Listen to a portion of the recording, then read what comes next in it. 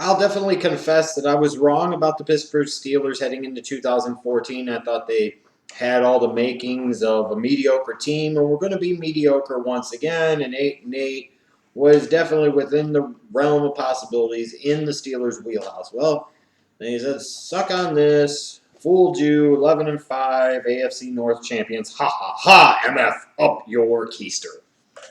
Well, they did what they needed to do. They found a way to get it done, primarily behind the strength of Big Ben and Antonio Brown and Le'Veon Bell and that explosive Steelers offense that played an elite level. Steelers won the AFC North. Unfortunately, Le'Veon Bell got hurt, and they ended up losing in the wild card round to the Baltimore Ravens.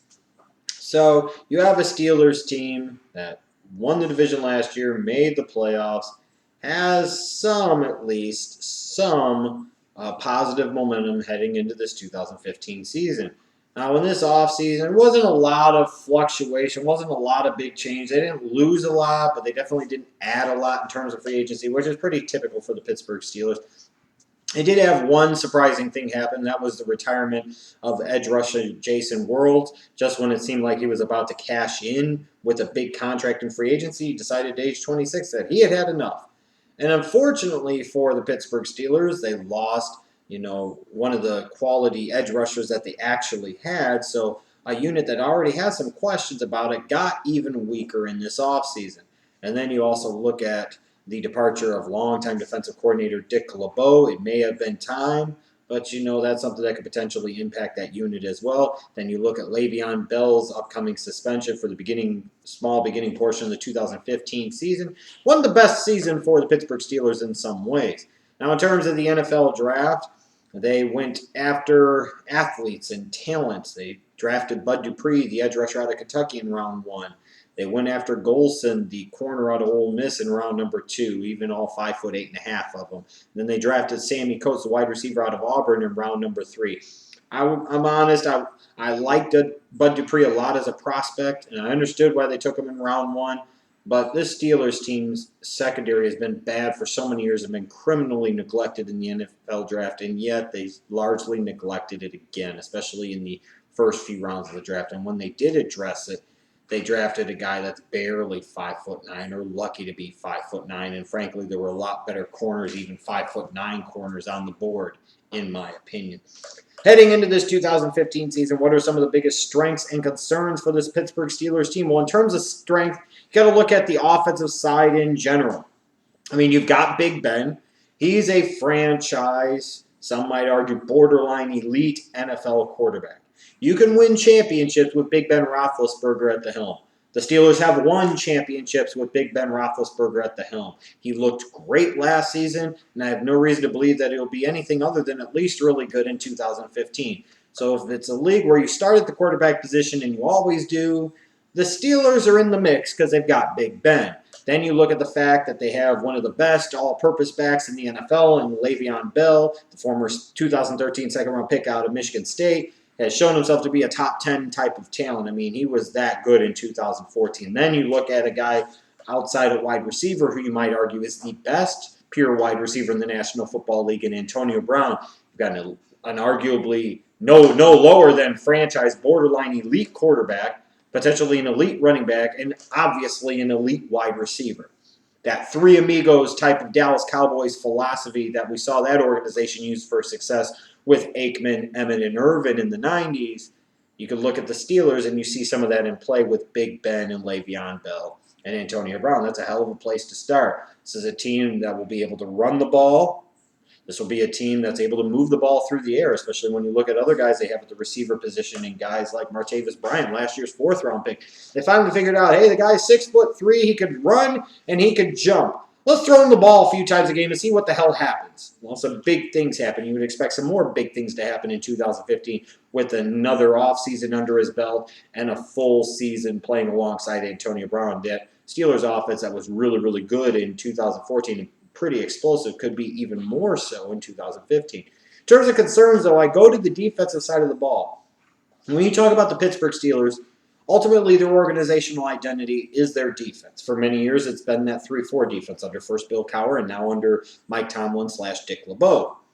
This is a team where defense is the name of the game. Defense is the reason there are 6 Lombardi trophies in Pittsburgh, Pennsylvania. That's the be-all, end-all. But you look at this defensive unit that has a lot of questions at all 3 levels. You look at the defensive line. Do they really have the quality of defensive line starters that you need to be able to effectively run a 3-4? Then you look at the linebacker position, most notably at the outside linebacker position. You're talking about a team that re-signed a 37-year-old James Harrison and will probably give him some significant playing time perhaps in 2015. That's not a good thing. You've got a first-round pick in Jarvis Jones from 2013, who's never really done much. They lost Jason Worlds to retirement. You drafted Bud Dupree, but that linebacking core has to be a concern, especially on the outside more so than the inside. But the inside, you have some concerns about Shazier, because I don't think he was that particularly good as a rookie when he did play. And then you got to look at that secondary. I mean, this is a secondary that is in bad need of an infusion of youth and talent and depth, and they didn't get any of it this offseason. I mean, you're still talking about a team that's potentially looking at playing somebody like a William Gay significant minutes. I mean, a Mike Mitchell significant minutes. It's just, ugh. The secondary could potentially continue to be a problem for the Steelers team again this season, like it has been the past few years, which is only exacerbated by and made worse by the lack of consistent edge rush that they get outside from their 3-4 outside linebackers. It's got to be a huge concern if you're a Steelers fan. It's great that your offense is elite and could score 30-plus points a game in certain stretches. But if your defense gives up 1 or 2 points more than the offense can score, then what the hell does it ultimately matter? It's not Steelers football. But in terms of players to watch, I look at 2013 first-round pick Jarvis Jones. He needs to show something. He needs to demonstrate that he can be an effective edge rusher on the outside in a 3-4. Because they need him to be. With the loss of Worlds, the fact that they might have to play James Harrison some significant minutes in 2015, they need Jarvis Jones to establish himself as a starter and establish himself as a long-term part of the solution in Pittsburgh.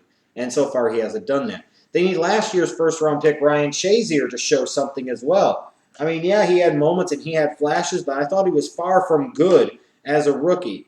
He's supposed to be this athletic difference maker on the inside of that 3-4 playing next to Lawrence Timmons. Well, he needs to be that in 2015. For a team that's relied so long on so many good linebackers and their fit in that 3-4, they went back-to-back years investing first-round picks in that linebacking core, and frankly, neither one of them have borne the Pittsburgh Steelers much in the way of fruits. They need to start dropping some apples from the freaking apple tree, if you will. One other key player I'll look at is safety Shamarko Thomas. He's a guy that's been in the mix, been in the system for a few years.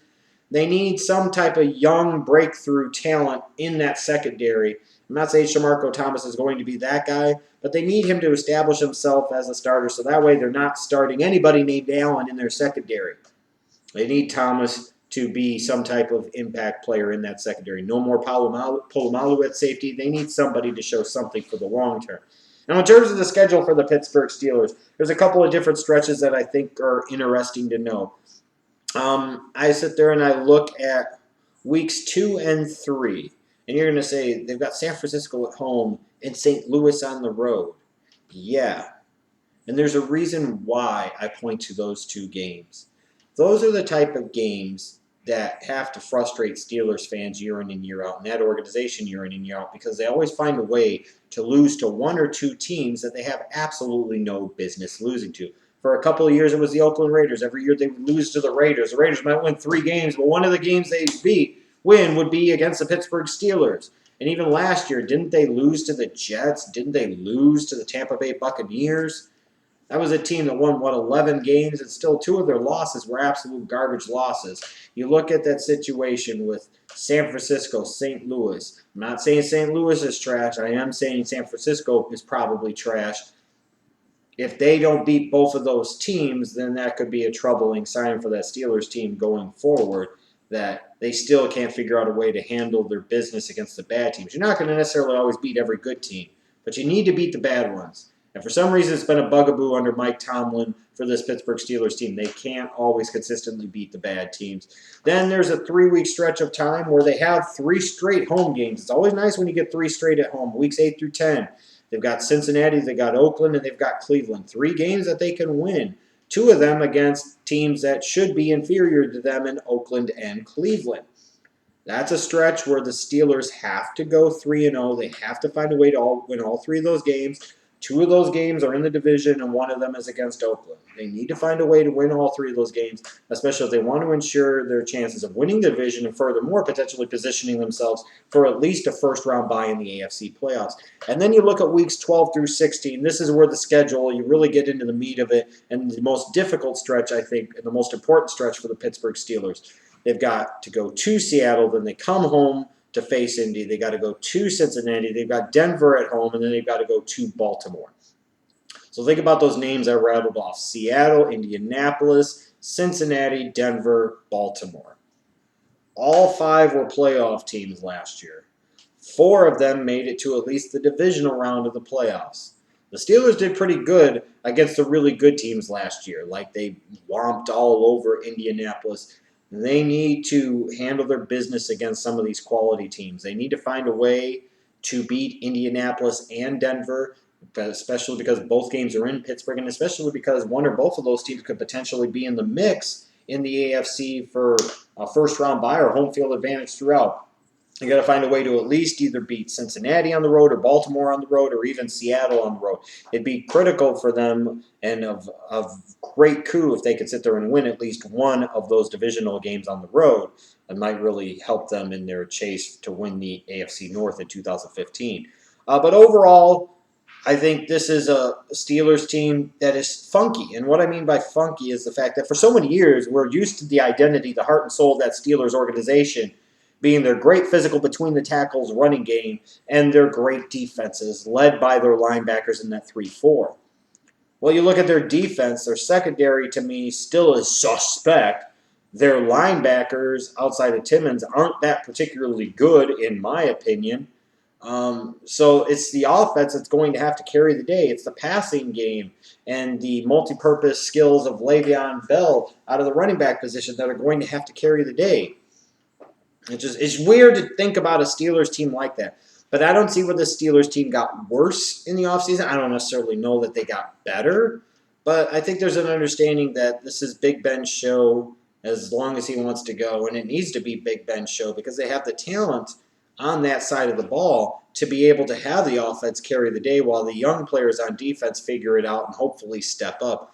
I think this Steelers team is a good team. I really do. I think they'll be a team that has a chance to win 11, maybe 12 games, which would probably be enough to win that division and perhaps even get them a first-round bye in the AFC playoffs.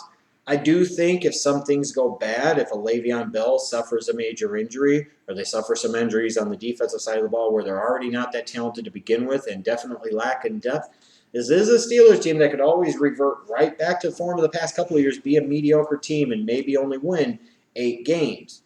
I don't envision that happening. I don't think it's very likely that this happens. I think the Steelers win no less than 10 games and are at least a playoff team of some type in the AFC. But again, stranger things have happened. I thought they would be mediocre last year, and they were better than that. This year, I'm giving them more credit. They'll probably be freaking mediocre.